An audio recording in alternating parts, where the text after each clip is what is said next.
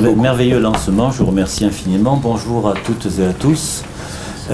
Alors plutôt que de parler d'un livre qui a déjà 2 mois, donc qui dans le temps médiatique qui nous est imparti est déjà obsolète, etc., je voudrais partir de l'actualité. Demain, dans Libération, il va y avoir 4 pages consacrées aux dernières décisions de Mme Vallaud-Belkacem sur l'évaluation.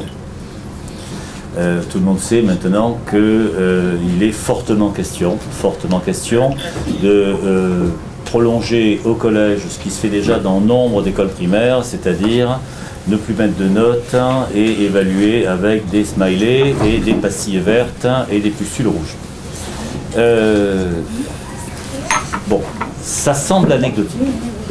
Ça semble anecdotique parce que les vieux ici, il y en a, enfin des gens qui ont moins mon âge, se rappellent, enfin les vieux qui sont plus vieux que Mme Vallaud-Belkacem, qui a malheureusement le désavantage de la jeunesse, c'est-à-dire que avant elle, c'est pas qu'il y a eu quelque chose.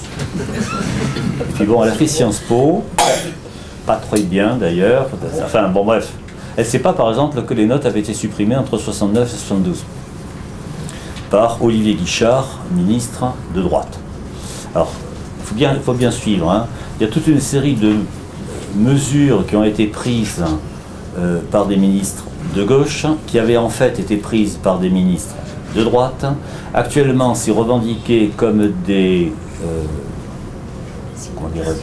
signaux forts de la gauche sur lesquels on ne reviendra pas. Le collège unique, par exemple. Le collège unique, c'est une invention de Giscard d'Estaing. Hein,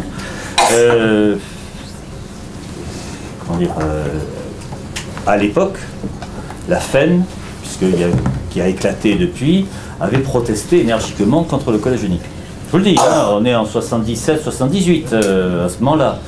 Actuellement, quand on leur dit il faut peut-être en finir avec le collège unique, je mets peut-être juste pour la beauté de la rhétorique, il faut en finir avec le collège unique. Voilà, pas plus compliqué. Ils poussent tous des cris d'orfraie en disant mais non, c'est pas possible, le collège unique c'est la démocratisation, etc.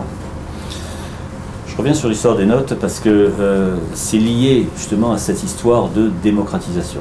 Et il faut bien voir la perspective. Ils ont joué de la démocratisation ou la démocratie contre la République. Voilà. C'est ça la ligne de partage, en quelque sorte. Hein.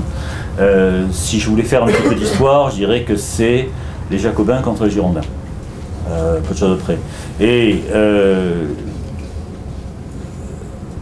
il y a une volonté de savoir universel, qui était une volonté très jacobine, puissance de l'État, décision centrale, etc., qui est actuellement battue en brèche.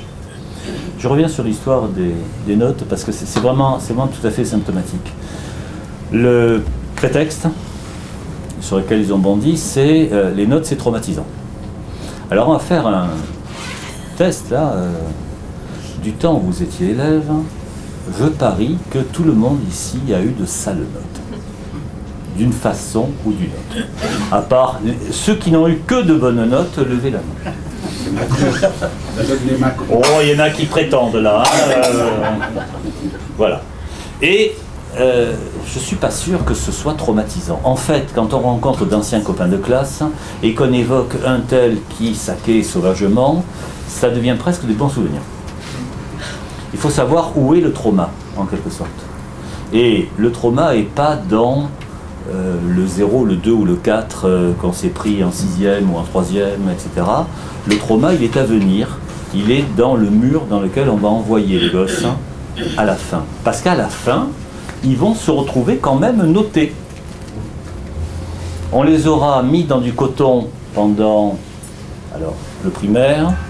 On sait ce que ça donne, hein. Les mettre dans le coton au primaire, ça fait 18% d'illettrés à l'entrée en 6e, qui d'ailleurs le reste. C'est pas la fonction, ni la possibilité d'ailleurs, des profs de collège d'apprendre à lire et à écrire à des gens à qui on ne l'a pas appris avant. Les 18%, c'est simple, c'est les 150 à 160 000 élèves qui, fin 3e, giclent hors du système. C'est pas mon genre de dire du bien du gouvernement socialiste en place.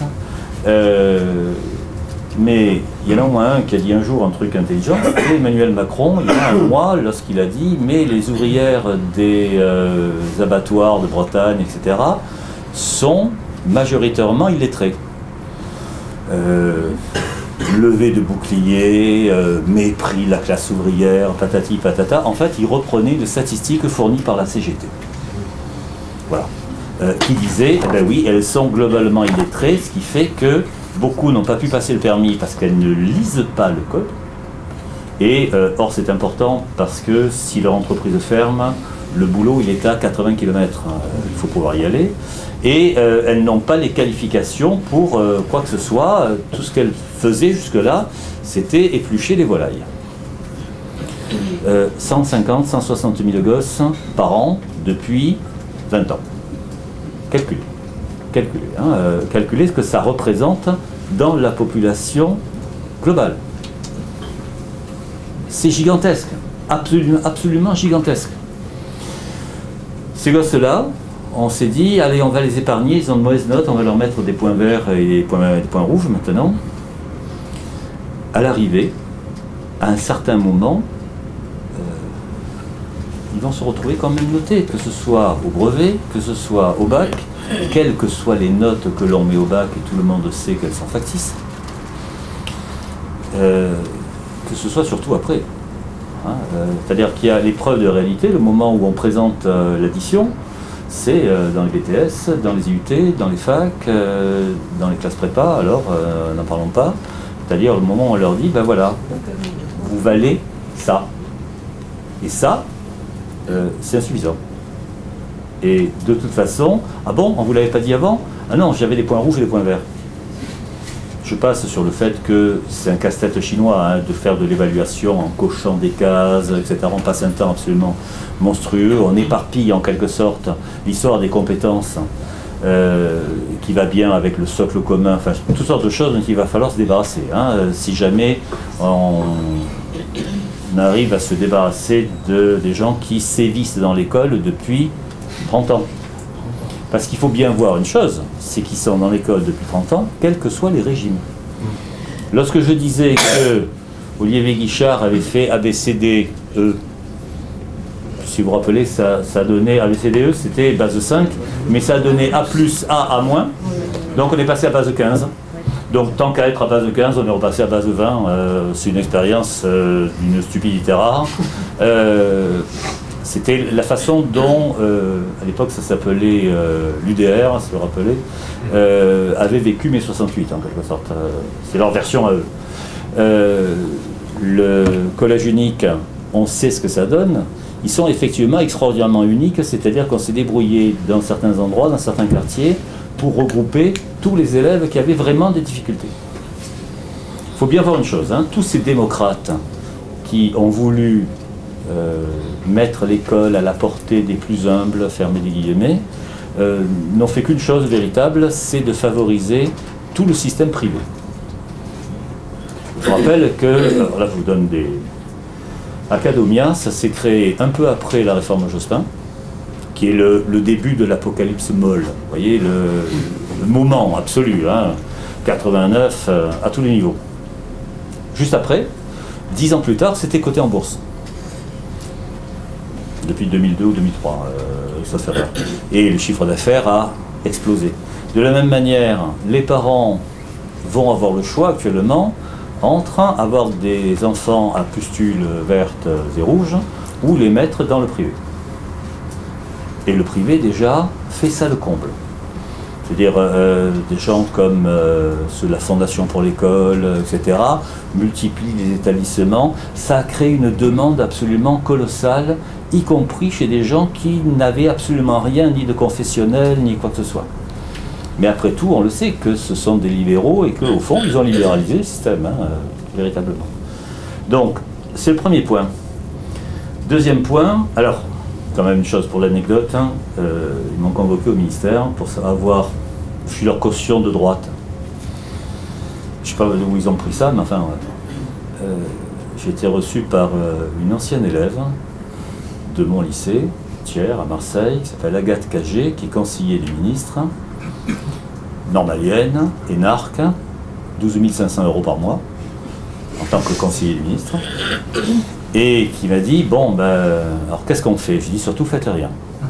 Laissez les profs continuer. Ah non, non, on ne peut pas, parce que, m'a-t-elle avoué, si on ne fait rien, on cesse de communiquer. Et en fait, c'est ça, la clé. Hein. La clé, c'est Madame Vallaud-Belkacem, qui, après les autres, veut absolument continuer à exister. Qui se retrouve dans des émissions de divertissement dans lesquelles on n'est pas couché, etc. Qui sont très bien quand on veut parler de pornographie sur le coup de 11h30 du soir, là il n'y a pas de problème. Ouais. Mais pour parler sérieusement d'école, elle a éclaté de rire en expliquant que non, on fait pas ce métier pour l'argent. Prof. Oui, c'est un peu comme, vous savez, c'était Poincaré qui rigolait dans les cimetières, enfin qu'on avait pris en train de rire dans un cimetière, soi-disant, hein, ou alors c'était le soleil qui le faisait grimacer. Peu importe, on n'est plus là. Mais elle, je l'ai vu éclater de rire, on ne fait pas ça pour l'argent. Non, on fait ça pour 1600 € par mois, en début de carrière, après Bac plus 5, Bac plus 6, dans des endroits impossibles, dans des systèmes dans lesquels, sur 55 minutes de cours, on en passe 25 à obtenir le silence et 25 à obtenir qu'ils ne plongent pas dans leur cartable tout de suite. Reste 10 minutes. S'il y en a ici qui sont profs en collège, ils savent que c'est vrai, de toute façon. Hein, parce que, alors vous avez la clé quand même, tout ça. Hein. Il n'y en a pas 35 000. D'un côté, ils veulent exister méthodiquement. Bon, très bien. Madame la ministre a un joli sourire. On est content de le savoir. C'est comme le ministre... dans les derniers temps de Sarko, le ministre, Luc Châtel, avait un très joli brushing. Vous voyez, je crois qu'on les sélectionne pour ça. Personne ne veut y aller, hein, l'éducation nationale. Personne. Il y a eu Payon qui voulait y aller, et on a vu ce que ça a donné. Grande concertation sur l'école. À la sortie, les rythmes scolaires. On s'attendait tous quand même à ce qu'ils disent, c'est la plus mauvaise décision qui a été prise sous Darcos, on va rétablir la semaine de 4 jours et demi à l'école, et puis voilà. Mais, primo, le SMUIPP n'est pas totalement favorable à l'idée de refaire 3 heures de cours de plus par semaine. Deuxièmement, il y a des chronobiologistes qui forcément savent mieux que les enseignants ce qui se passe à l'école. Troisièmement, ça permettait une levée de bouclier et surtout de passer le bâton, en quelque sorte, aux communes. C'est-à-dire, c'est ça le côté girondin, vous voyez, c'est le côté, l'État central se décharge sur les régions, les départements, les municipalités, débrouillez-vous. J'habite Marseille. Marseille, il fallait 3500 animateurs pour les rythmes scolaires. Les animateurs, il faut des gens qui aient le BAFA et un casier judiciaire vierge. À Marseille, c'est très dur. Très très dur. Bref, à la rentrée, ils en avaient trouvé 350. C'est pas le désordre que ça peut représenter. Bon, les gens ne sont pas contents, etc. De la même manière, on se rapproche de Paris, Seine-Saint-Denis, à la rentrée, il leur manquait 500 postes. C'est pas rien, hein, 500 postes, ça représente du monde. D'un côté, il manquait 500 postes, et de l'autre côté, ceux qui avaient été nommés n'étaient pas payés. C'est traditionnel, ça, dans l'éducation, je le dis à ceux qui ne sont pas profs ici, sur les 2-3 premiers mois, on n'est pas payé. J'imagine qu'on fait ça pour la beauté du geste et que le ministre, qui sait que nous ne faisons pas ça pour l'argent, pense que nous avons des ressources infinies. Nous sommes rentiers probablement, etc. Donc finalement, on leur a distribué, non pas des avances de salaire, ce qui aurait été encore possible, mais des tickets, non pas de rationnement, mais d'alimentation. SDF ou prof, vous voyez.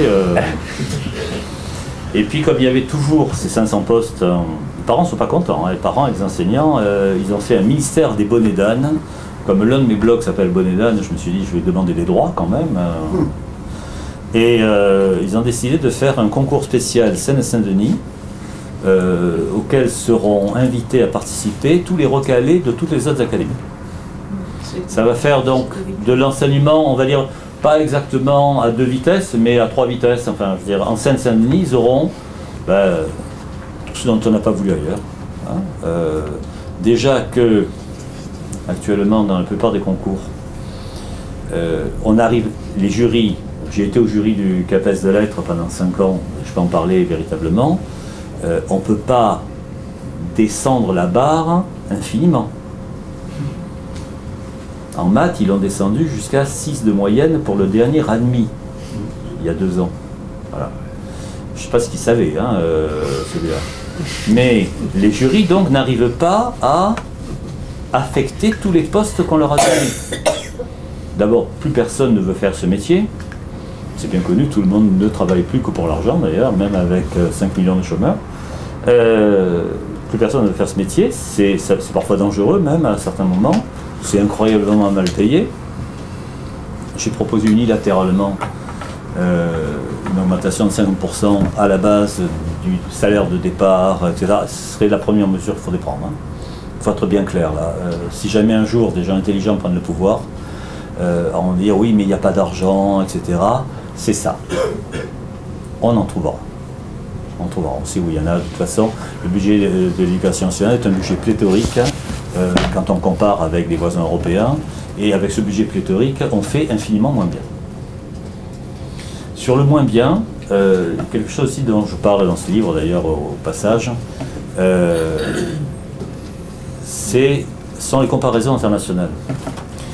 Depuis quelque temps, vous avez remarqué, on n'est pas très content d'être français, ni très fier d'être français. D'ailleurs, si on pouvait ne pas être français, dans l'éducation nationale, par exemple, on nous suggère d'être finlandais. Parce que la Finlande, il y a 8-10 ans à peu près, s'est retrouvée en tête des classements PISA. Il y aurait beaucoup à dire d'ailleurs sur les classements PISA. Les informaticiens qui sont habitués aux statistiques, etc., savent que de très légères différences peuvent faire basculer le classement PISA. En tout cas, ça doit basculer parce que la Finlande est en train de s'écrouler dans le classement PISA. Mais on continue à nous le présenter. On me dit, en Finlande, il n'y a pas de notes. Oui, mais qui est en tête du classement PISA actuellement? Alors, je vous le donne dans l'ordre. C'est Shanghai, Singapour, la Corée du Sud, le Japon. Et assez curieusement, personne ne nous suggère de faire l'éducation comme à Shanghai. Je ne sais pas pourquoi. Parce qu'il faut dire, des notes, ils en mettent à Shanghai. Hein. Et en Corée du Sud, ils ont le taux de suicide le plus élevé parmi les jeunes. Ça, c'est rituel. Quand vous avez échoué 2 fois, vous vous tuez. Ils ne veulent pas qu'on fasse pareil. Donc, c'est évident. Ce qu'il faut faire, c'est adopter un système français. On sait faire. On a les compétences. On a les gens. On a les idées. Simplement, ces idées, ces compétences et ces gens ne sont pas au pouvoir depuis une trentaine d'années. Il y a une commission des programmes actuellement qui s'occupe à réécrire tous les programmes. Je vous le dis, il n'y a pas un prof dedans. Pas un. Ce sont des techniciens, des spécialistes de la didactique, des neurosciences végétatives, pas un. Ce sont des gens qui n'ont jamais vu un élève réel de leur vie. Ils travaillent sur des stats. Ils devraient quand même aller voir un petit peu ce dont sont capables les élèves. Les élèves sont capables en fait de beaucoup de choses. Je rappelle par exemple que ça fait une bonne vingtaine d'années maintenant qu'on déconseille le par cœur. Le par cœur, c'est trop frontal, c'est trop vertical. La façon dont ils arrivent à la fois à offenser le frontal et le vertical, c'est un problème géométrique, mais enfin, ils appellent ça les pédagogues ont appris un joli mot, ils ont appris psittacisme, ils le ressortent régulièrement, c'est du psittacisme, il faut que les élèves comprennent par eux-mêmes. Loi, Jospin, il faut qu'ils construisent eux-mêmes leur propre savoir. Il y a un exemple qui me venait d'un site que j'aime beaucoup, qui travaille dans la Drôme, qui fait des miracles dans la Drôme. Elle y a cru tout à fait au départ. Elle me racontait, elle dit un jour on a pris un ballon avec les élèves en CP, un ballon, c'est des ballons gonflables là. On l'a gonflé, on a mesuré la circonférence du ballon, on a écrit au tableau, puis on est sorti, puis on a mis le ballon sur un radiateur et crac, on a remesuré au bout de 10 minutes, la circonférence était plus grande.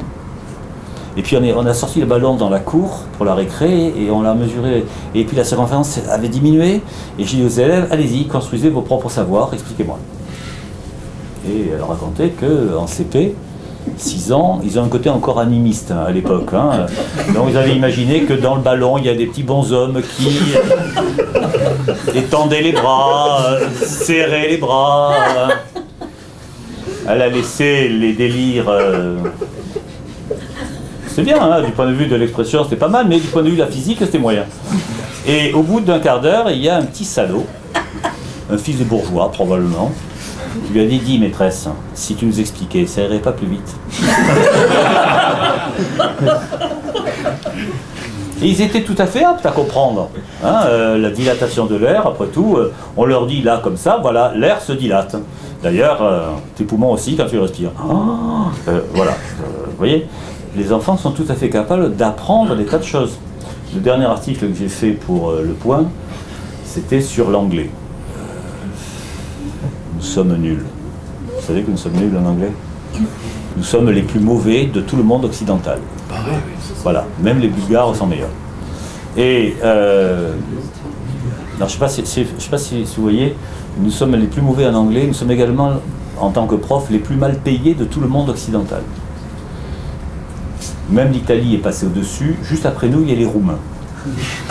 Les Roumains. Bon, donc en anglais, on est vraiment nuls. Hein.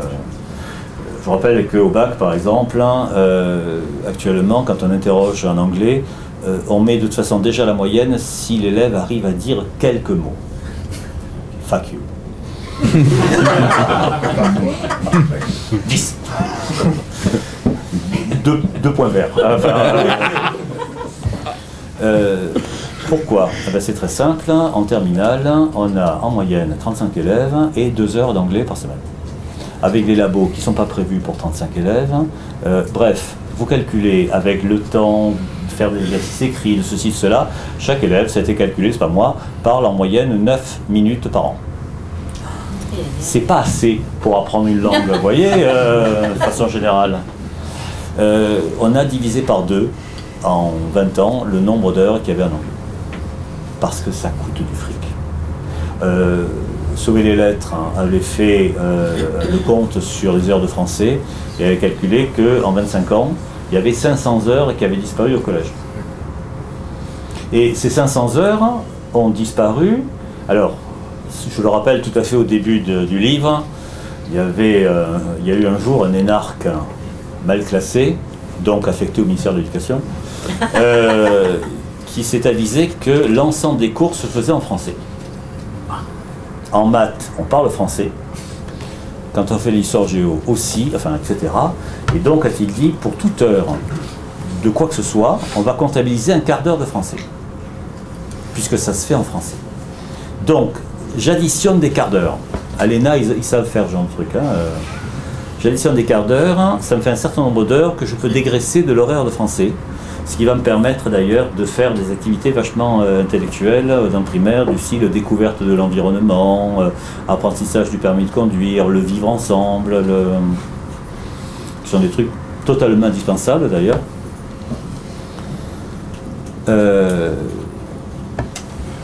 Découverte de l'environnement, il y a quelques années, j'étais à Montpellier, c'est le moment où j'ai sorti La Fabrique du Crétin, et je fais un débat avec un institut du coin qui me dit... Je leur fais découvrir. Alors, ils travaillaient, je ne sais pas si vous connaissez Montpellier, il y a un centre historique très beau, puis il y a des quartiers périphériques qui sont ce qu'ils sont. Et il travaillait dans les quartiers périphériques, et il me dit, et j'ai sorti les élèves de l'école, alors déjà pour lui c'est un exploit, sortir les élèves de l'école, dehors c'est mieux, vous voyez. Et je leur ai fait visiter leur environnement. C'est-à-dire, ben, les HLM. Je dis, mais pauvres cloches. Les HLM, ils savent. Hein. Ils savent que leurs grandes sœurs sont fait violer dans les caves, etc. Ils sont au courant, ils savent mieux que toi. Tu es à 3 km, hein, Tramboué et tout, d'un centre-ville 17e et 18e siècle, absolument extraordinaire, dans lequel ils ne vont jamais, parce qu'il y a une espèce de fatalité géographique, comme il y a des fatalités sociologiques, en quelque sorte. Et toi, tout ce que tu leur montres, c'est leur environnement. J'habitais à l'époque dans un petit village du Languedoc, ça s'appelait Nébian. Les instituts faisaient découvrir aux enfants des vignerons les champs de vignes. en leur faisant découvrir les feuilles de vigne, puis après ils redessinaient les feuilles de vigne, etc. Alors qu'ils savaient depuis toujours que par exemple la Syrah a des feuilles qui ont telle couleur à l'automne, que le Sauvignon c'est pas pareil, etc. Ils connaissaient ça par cœur. Hein, Pendant ça on ne fait pas de français. Voilà. Ou alors on le fait dans le style ponctuel. On va tomber sur une phrase, on va dire « Ah tiens, qu'est-ce que je vois à la fin du mot là ?» Un S, maîtresse. Ah, et qu'est-ce qu'il y a avant? Il y a écrit les maîtresses. Ah, donc, quand il y a les, je mets un S. Hein. Par exemple, je les plante. Je l'ai trouvé, il n'y a pas très longtemps, dans une copie d'Hippocagne. Je les plante avec un S à plante. C'est là qu'on se rend compte que le niveau n'a pas baissé. C'est bien connu. Hein, Non, je veux dire, comprenons-nous bien, hein, j'essaie de rendre les choses plaisantes parce qu'elles sont tragiques. Parce qu'elles sont éminemment tragiques. Parce qu'on a baissé les bras, qu'on s'est laissé... On n'a pas fait attention, je crois, à un certain moment. Hein. Dans les années 80, début des années 90, on n'a pas totalement fait attention. On n'a pas compris tout de suite, par exemple, à quoi allaient servir les IUFM. De la même façon qu'il y a 2 ans, il y a plein de gens qui n'ont pas compris à quoi allaient servir les SP. L'école supérieure du professorat et de l'éducation. C'est ce qui a remplacé les UFM. En fait, c'est les UFM qui ont juste changé de nom. Hein. Et les SP ont inventé des masters MEF, métiers de l'enseignement et de la formation, etc.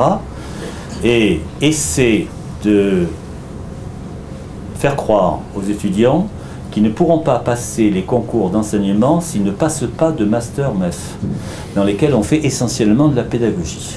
C'est-à-dire dans lesquels la partie disciplinaire est au maximum à 50%. Maximum.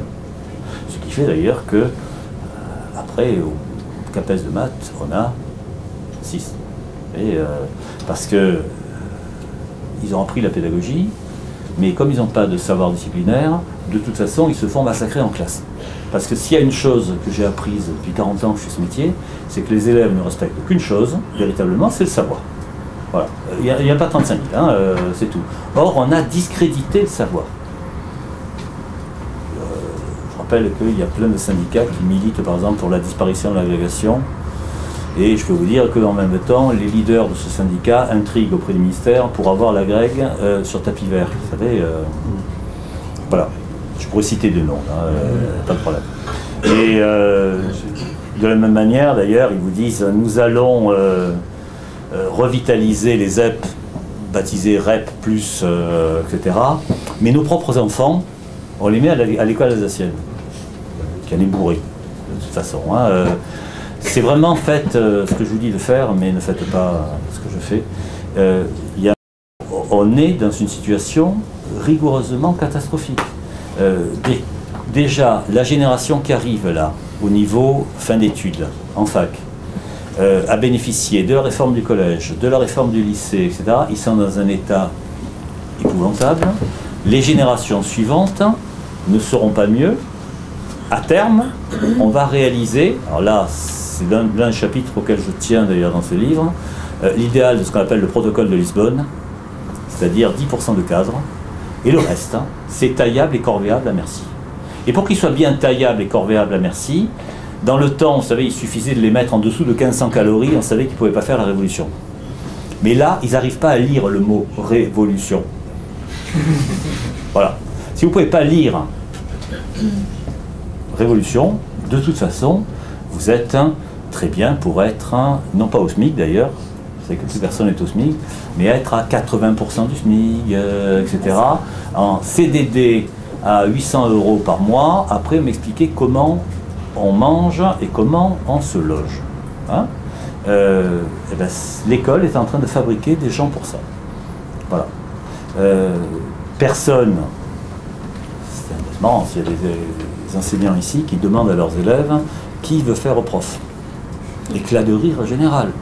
Personne, ils préfèrent encore le chômage. Pôle emploi, oui. Prof, non. C'est évident. C'est un métier qui a été totalement déconsidéré par notre propre faute, parce qu'on s'est laissé embobiner par des gens qui avaient un agenda très précis. Et cet agenda très précis, c'était la dégradation de tout ce qui était disciplinaire, la dégradation de tout ce qui est transmission du savoir, au nom d'une illusion selon laquelle les enfants seraient tous comme Pascal, et entre 7 et 8 ans arriveraient à recomposer les 12 premiers principes d'Euclide. Je ne sais pas vous, mais moi non, entre 7 et 8 ans. Hein, à l'époque, les cow-boys et les Indiens. Voilà. Ça n'allait pas plus loin. Bien sûr qu'ils ne peuvent pas. Mais en même temps, si on leur explique, ils sont tout à fait capables d'assimiler. En anglais, je reviens sur mon exemple tout à l'heure, 2 fois moins d'heures et une quasi-interdiction de faire apprendre des choses par cœur. Alors sur les verbes irréguliers, que nous avons avalés, nous les anciens, et par grande fournée, j'ai des souvenirs de punitions de profs d'anglais qui nous faisaient recopier inlassablement la liste des verbes irréguliers. Madame aussi, to be, I was, been. Enfin, vous voyez rappeler, to forgive, forget, enfin bon bref, il y en a un certain nombre comme ça. Apprendre du vocabulaire, apprendre des verbes, apprendre, c'est quelque chose qui est passé de mode. Mais en revanche, fuck you, fuck the cops, là ça marche très bien. Je caricature pas, hein, vous savez très bien que c'est comme ça que ça se passe. Et ce que je dis pour l'anglais a été valable finalement pour la plupart des matières, parce que ça coûte tellement cher un prof. Ça coûte tellement cher. Il faut le former, en plus il faut le nommer, après il faut lui payer une retraite plantureuse. Je suis sûr qu'il y en a plusieurs ici qui sont d'anciens profs et qui savent ce qu'on peut entendre par retraite plantureuse.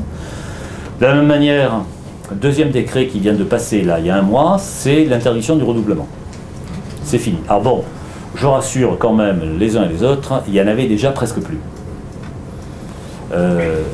Actuellement, on ne pourra plus redoubler qu'à la demande des parents. Madame Michu, le vôtre. Ah ben j'ai demandé à ce qu'il redouble parce qu'il est un peu nul quand même. Vous voyez la probabilité du dialogue. Hein, Et même dans ce cas. Même dans ce cas d'ailleurs, on dirait non, Madame Michu, vous exagérez, il a le niveau. Hein. Pour un exemple simple, un élève de collège, ça coûte 12 000 € par an. Calculé. C'est pareil pour le bac. Hein. Le bac actuellement, on est à 87%. Ça laisse quand même 13% qui vont redoubler quand même en terminale. 13% de 650 000, ça nous fait à la louche 80 000. 80 000 multiplié par 13 000, c'est le coût du bac actuellement. Alors ça plaira peut-être pas à certains, mais il va falloir prendre les choses au sérieux.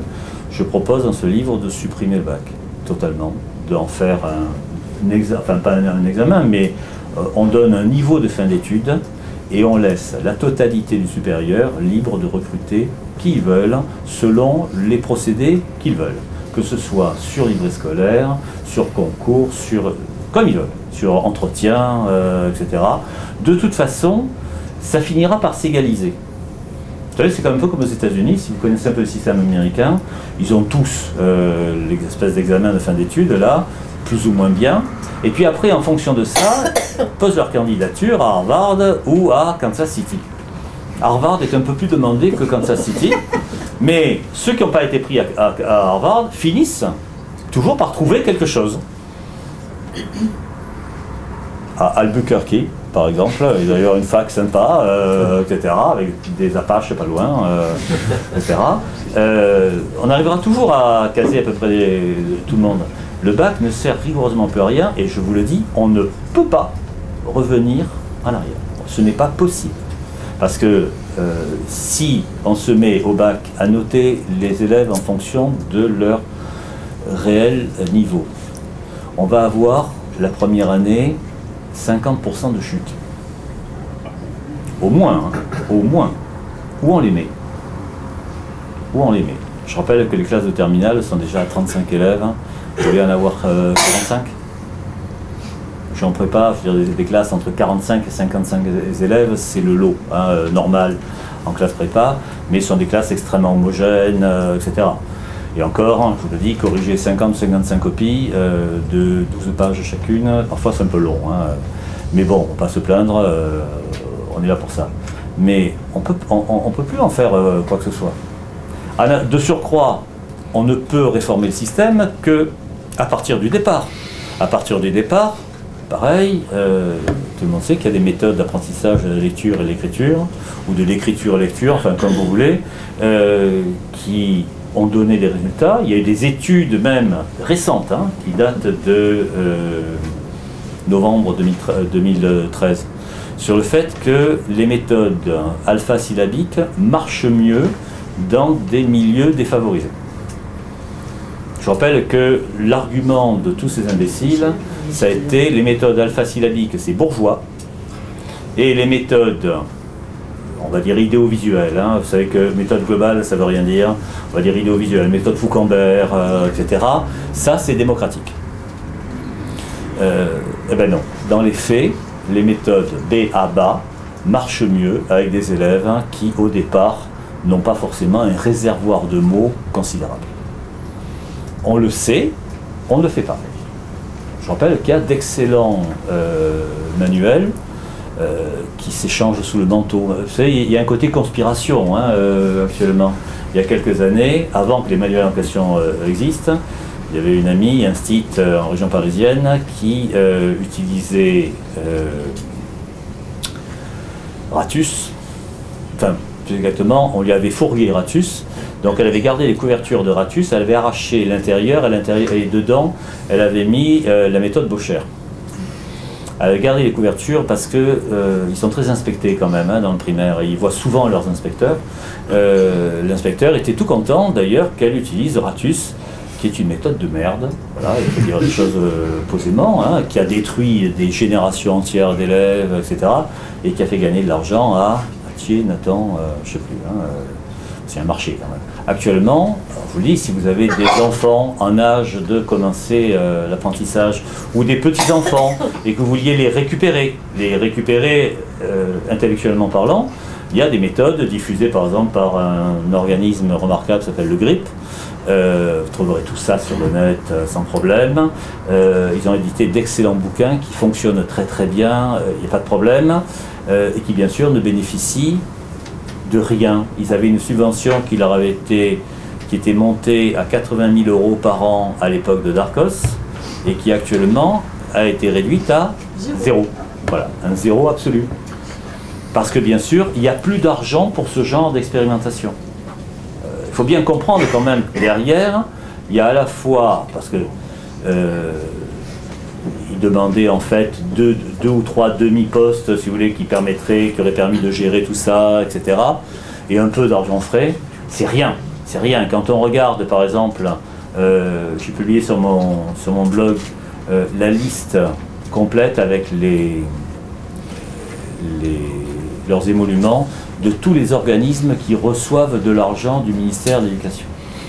Il y en a qui reçoivent, par exemple, la FCPE, qui est à fond d'ailleurs pour la suppression des notes, vient de recevoir, comme ça, gracieusement, 500 000 €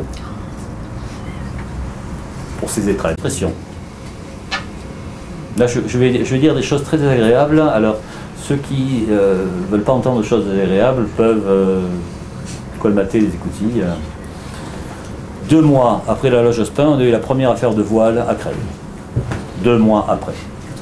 Et depuis, ça s'est multiplié. Après commission Stasi, loi de 2004, ça se déporte actuellement sur les facs.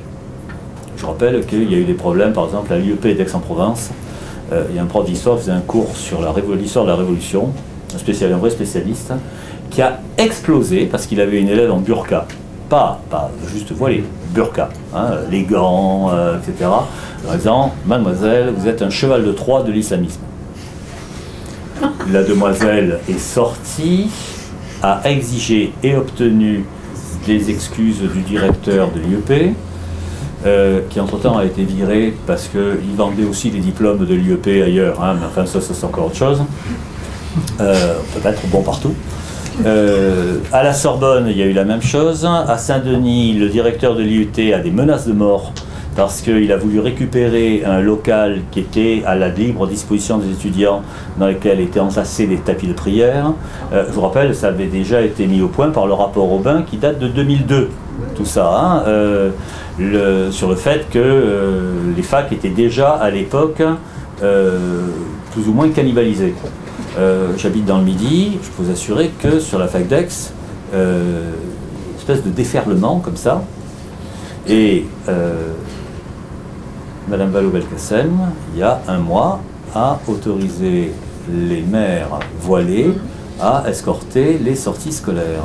Alors je vous rappelle la loi. Non, dites pas non. Non, j'approuve ce que vous dites. Voilà. Mais justement, vous en désolez. Je suis scandalisé. Je vous rappelle la loi, lorsqu'une classe sort, elle l'emporte avec elle, à la semelle de ses souliers, le règlement intérieur. C'est l'établissement scolaire qui est en projection extérieure. Ah oui, mais il faudra faire au coup par coup. Pendant ce temps, on interdit les crèches à d'autres endroits. Enfin, vous voyez, il y a 2 poids, 2 mesures là en ce moment qui sont extrêmement bizarres. C'est pas bizarre. Enfin, bizarre. Oui. Concerté. Ça va Un petit dans- peu concerté. ça va dans ce sens. Et tout ça, SCPE, laissons l'enfant s'exprimer. Alors je le dis très franchement. Alors quitte à... J'ai moi-même un certain nombre d'enfants, je fais plusieurs fois la même erreur. Les enfants, 9 fois sur 10, surtout en classe, n'ont pas grand-chose à dire. Et ceux qui disent, c'est en général un millimélo confus des opinions extrêmes qu'ils peuvent avoir entendues chez eux, ou dans la cour de l'école, c'est ce qui est encore pire. Lorsque vous laissez un enfant s'exprimer, il vous dit Darwin, c'est pas scientifique, les filles, c'est inférieur, et l'OM est plus fort que le PSG. Enfin, vous voyez le genre de... J'ai l'esprit. Sur l'OM, vous voulez dire... Les filles aussi. Et si vous saviez à quel point je suis très très loin du foot, quoique marseillais, moi c'est le rugby. Allez, Toulon. Bon, non, je plaisante. Le résultat, CPE, disant oui, il faut laisser l'enfant s'exprimer, c'est comme ça qu'on finit par perdre un temps absolument colossal en classe, colossal, parce qu'à un certain moment, il faut leur dire stop. Et là, on revient aussi à la Révolution française et au XVIIIe siècle. C'est l'opposition entre Robespierre et Condorcet. Ou le Pelletier de Saint-Fargeau, si on veut prendre véritablement, et Condorcet. Le Pelletier de Saint-Fargeau, appuyé par Robespierre, c'est la tradition rousseauiste. L'enfant est bon. L'enfant est bon, et la société, à commencer par l'école, le corrompt. C'est bien connu. Et puis Condorcet, de l'autre côté, c'était la tradition classique, qui avait été relayée par Voltaire, etc. L'enfant est un petit monstre. La Fontaine, vous savez, c'est dans les 2 pigeons, cet âge est sans pitié. Et on doit lui apprendre, justement, l'humanité. On doit lui apprendre véritablement les règles, la décence, la charité, etc. Enfin, tout ce qui va en faire un humain à peu près acceptable. Mais a priori, il ne peut pas l'être. Je rappelle que enfant, étymologiquement, c'est celui qui ne parle pas. Que dans la franc-maçonnerie, on doit la boucler pendant 1 an, quand on entre, et que Pythagore, lui, demandait 50 silences. Nous, on a du mal à en obtenir 55 minutes. Vous voyez, et à en croire les uns les autres, il faut de toute façon utiliser ces 55 minutes à les laisser parler. Vous vous rappelez, Entre les murs, les Godot dans ses œuvres, etc. Il y a eu quelques débats un peu féroces avec ce garçon. Lui, c'était « il faut que je sorte de cours parfaitement frais, c'est aux élèves de faire le cours, moi je suis là juste pour les écouter ». Il y avait un bordel dans ces trucs, absolument inimaginable. Qu'est-ce qu'ils apprennent en fin de compte? Qu'est-ce qu'ils apprennent en fin de compte? Je vous rappelle que si vous avez des enfants, il faudrait que les enfants puissent répondre quelque chose de positif à la question « qu'est-ce que tu as fait à l'école aujourd'hui ?» Essayez un petit peu. Ils ne vous diront pas rien. Ils vous diront, on a joué, parce qu'ils se rappellent plus la récré que les cours. Il y a une espèce de renversement qualitatif absolument extraordinaire. Il est évident que ce qu'il faut faire, c'est les amener à donner une réponse positive en disant, voilà, on a fait des maths, on a appris en même temps les 4 opérations de base en CP, parce que c'est tout à fait possible. Je rappelle qu'actuellement, je le dis pour ceux qui n'ont pas d'enfants petits, etc., on a dispatché les 4 opérations de base entre le CP et le CM1. la division, c'est entre CE2 et CM1. Étonnez-vous qu'après, il y ait non seulement de la dysorthographie, ça sont les méthodes de lecture, mais de la dyscalculie, etc. Et que les profs de maths finissent par s'arracher les cheveux. Il y a eu tout un discours à un certain moment, j'en parle également dans ce livre, hein, sur tout ça, sont des vieilles lunes, l'informatique va nous aider à tout résoudre. Nous allons avoir des calculatrices qui vont faire les calculs à notre place. On a vu ce que ça donnait, on a vu le passage du franc à l'euro, et les quelques-uns qui étaient capables de faire du calcul mental ont dit tiens, on se fait arnaquer. Hein, les autres non, hein, c'est fini.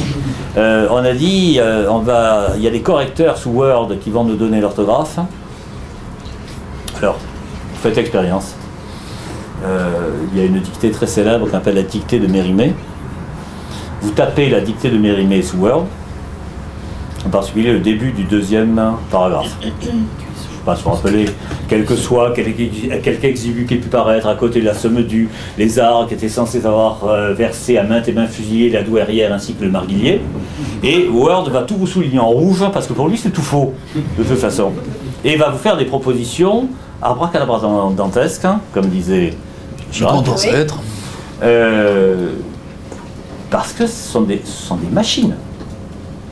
Je rappelle que machine intelligente, c'est un oxymore pur. Il n'y a aucune machine, il n'y a pas de pioche intelligente. Un ordinateur, c'est une pioche. Ils sont en train de dépenser des dizaines, des centaines de millions d'euros pour équiper les collèges, alors sur le dos cette fois-ci des conseils généraux, en tablettes numériques, etc. On a des statistiques qui sont sorties. Ça a commencé dans les Landes, ça a été le premier département qui s'est occupé de ça. Et puis un peu partout. Partout où ils ont mis de l'informatique à outrance, les résultats au brevet ont baissé. Partout. C'est quasiment automatique. Pas parce que la machine vous fait faire des erreurs, mais parce qu'en se fier à la machine, automatiquement, on finit par faire des erreurs. Vous pouvez faire une expérience d'ailleurs. Imaginez que vous êtes un élève de 6e. Vous avez été en 6e dans le temps? Il y a l'Égypte au programme. Vous vous rappelez qu'il y a l'Égypte au programme? On vient de vous donner un exposé, mon cher. On vous a dit, allez, vous faites un exposé sur les pyramides. Alors, vous allez sur Google, vous tapez pyramide, P-I-R-E-A, etc. Google d'ailleurs vous le corrige gentiment, etc. Et alors faites expérience. Vous ouvrez la première page pyramide. Alors, il y a la fiche Wikipédia sur les pyramides. Bon. Autrement, tout le reste, ce sont des programmes d'immobilier sur des ensembles qui s'appellent les pyramides 2, 3, 4, comme Parly, etc. Et une dizaine de sites ce sont les extraterrestres qui ont bâti les pyramides. Vous ne saviez pas?